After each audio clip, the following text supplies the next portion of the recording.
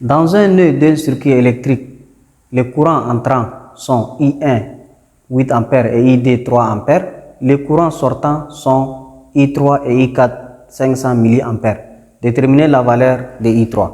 Mesdames et messieurs, bonjour et bienvenue. Dans cette nouvelle vidéo, nous allons voir comment déterminer la valeur de I en appliquant la loi de nœud.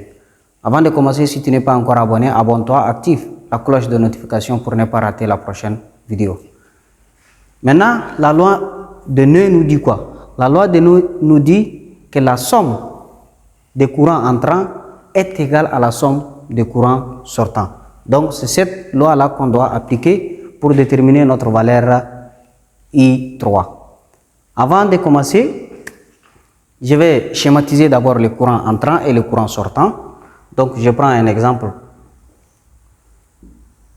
Voilà I1, le courant entrant de ce sens. Et nous avons ID. Je vais écrire avec une autre couleur pour vous signifier. Voilà le sens du courant I1 et ID. Maintenant, nous avons les courants I3 et I4 qui sont les courants sortants. Donc, c'est-à-dire, voilà, nous avons le nœud ici. Les courants sortants, ici, I3 et I4. Le sens du courant est, ça c'est le sortant et le sortant aussi. Donc, voilà, le courant entrant, voilà le nœud, c'est-à-dire le centre du courant.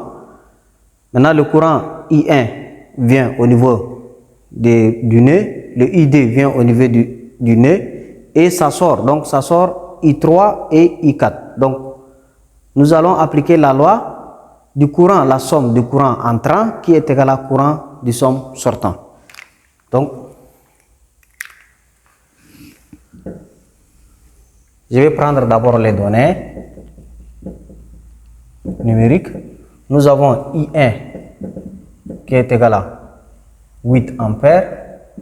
Nous avons ID qui est égal à 3 ampères.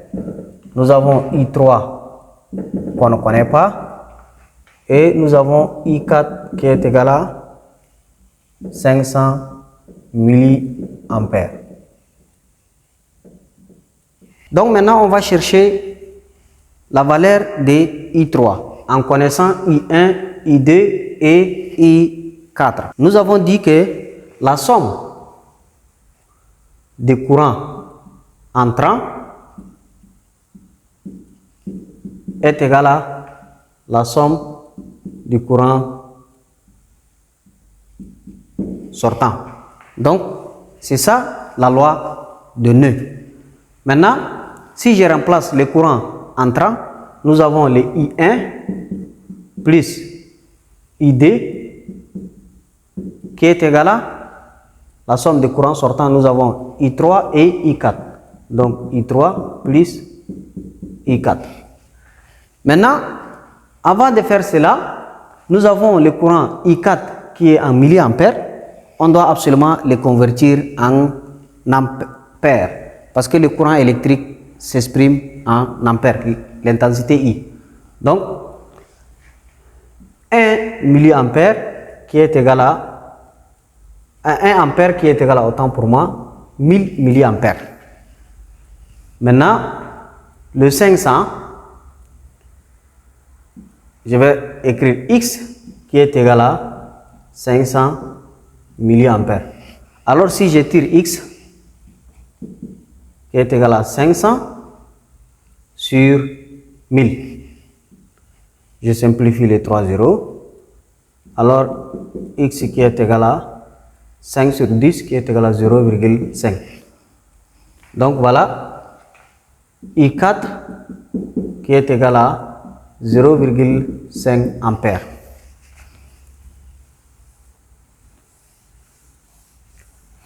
Donc, qu'est-ce que je vais faire? Maintenant, je vais venir remplacer I1, ID pour déterminer I3. Nous avons I1 qui est égal à 8 plus ID qui est égal à 3 qui est égal à I3 plus la valeur de I4. Nous avons trouvé 0,5. Maintenant, qu'est-ce que je vais faire? Je vais faire la somme. 8 plus 3, ça fait 11, qui est égal à I3 plus 0,5. Maintenant, je vais tirer la valeur de I3. Mais il faut que j'amène 0,5 de l'autre côté. Donc, qu'est-ce que je vais faire? 11 moins 0,5 qui est égal à I3. En application numérique, I3 qui est égal à 11 moins 0,5. Donc, I3 qui est égal à 10,5 ampères.